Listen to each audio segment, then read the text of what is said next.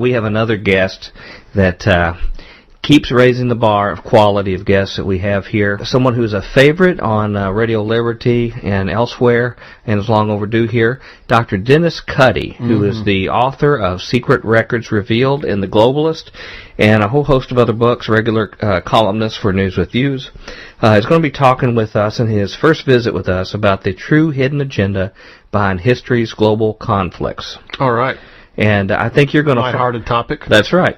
I think you'll find this gentleman is probably one of the best documenters of hard evidence of the kind of stuff we talk about that you'll find anywhere. And it's sort of sad we haven't had him on earlier, really. No, and to be fully appreciated, at least we get to scratch the surface here this week. I think you'll enjoy him. So with no further ado, here is Dr. Dennis Cuddy talking about this hidden agenda behind history's global conflicts, and we'll be back to discuss it further here at Future Quake. Welcome to the Future Quake Show. I am Dr. Future. And I am Tom, revealing some secrets of the globalists, bionic. Boy, that's right, and we're going to have a lot of them today. If you think we have uncovered everything over the last 5 years of the Future Quake Show, we now have a guest with us today who can really give us the last word, I believe, on the kind of topics we've been talking about and then some. Today we are blessed to have Dr. Dennis Cuddy, who is the author of a number of books, I think approximately 15 or so, including Secret Records Revealed and The Globalist. And we're going to talk today about the true hidden agenda behind history's global conflicts. And Dr. Cuddy, I would like to welcome you to your inaugural visit to the Future Quake Show. Thanks for having me. Well, it's a pleasure to have you here. You know, this is a long overdue event because your expertise will be of keen interest to our ever-growing legion of listeners who will find that you have some of the most reliable and well-researched data of any of our guests we've had.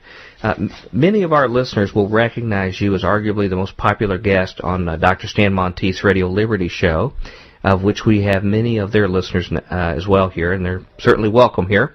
But for our listeners who are not aware of your research, can you briefly share with us just a little bit about your background and credentials? Sure. I've done a lot of different things, but the short end of it is that I was a public school teacher and then a university teacher as well, and then worked with the federal government for a while, mainly in education, but doing some other things, and also have been a political and economic risk analyst for an international consulting firm who had country specialists, and you're supposed to know who's rising or falling from power over the next short term, 18 months, long term, 5 years. And I've done a fair amount of writing of books and articles of all sorts on many different subjects.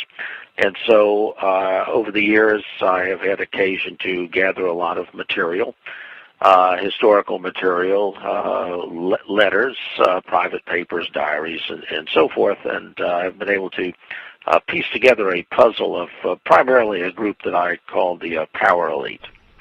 Well, you know, when you say you've gathered a little bit of material, that's like saying the Library at Alexandria had a few books.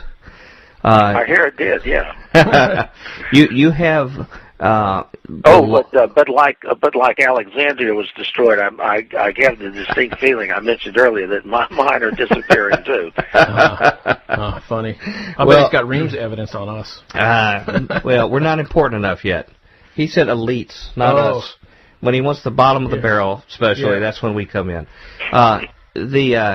The information you have, before I forget in our crescendo to the end of the show, I want to tell our listeners that I mentioned your book, Secret Records Revealed, The Globalist. A number of your books are no longer in print, but you can find them at Amazon.com. You need to go find those books and get them. They are an essential part of your library. They are the most well-researched books that methodically build hard evidence. And this is in these people's own handwriting, their own writing of their plans and agenda. This is not speculation, not rumors.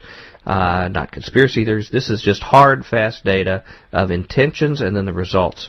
And that's what we're going to talk about here to get just a glimpse of your work that you regularly cover on shows like Radio Liberty and in your regular articles at newswithviews.com, which I recommend everybody go to, and I know everybody anxiously awaits there for your next articles that come out. In much of your research you have documented in these books and publications, as you say, pertains to the overt and the covert goals and the activities of the world's elites to control the affairs and the peoples of our world. Can you explain how this was made manifest prior to the last few centuries of the modern era, such as before the era of Cecil Rhodes, which is an area I know you've concentrated on, but prior to that period of time, things that come to mind to me, royalty was obviously a large controller. We had the rise of the banks with the Knights Templar, these other forces that are even alluded to in some of the early chapters of Revelation. You look at the four horsemen, their influences and tyranny over mankind. Then you have the philosophers, the Greek and Roman philosophers like Plato and others, that give this idea of an elite that should be the benefactors that actually look over for mankind's sake. Can you list some other influences prior to this time that have built a long-lasting influence of the elites over society? Sure.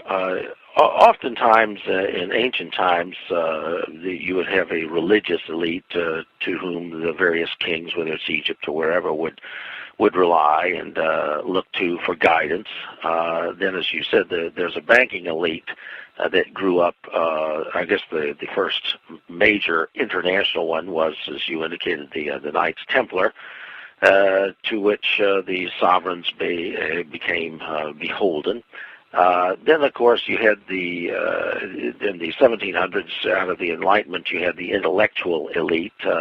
One group was the Illuminati, who insinuated themselves as tutors of upcoming kings. They got them when they were young princes, Alexander I in Russia, and so on.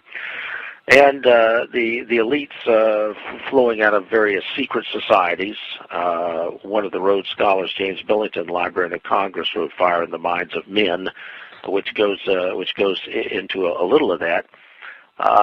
Then you started having the Industrial Revolution, that type of group, the industrial elites, carving out their own niche, the Rockefellers in oil, and Carnegie and so forth, in their various endeavors, co-opting markets, forming monopolies, and so on, and through their tremendous amount of money, able to, in effect, buy politicians or set up foundations to avoid taxes, but also using the foundations to direct public policy through their grants and so on.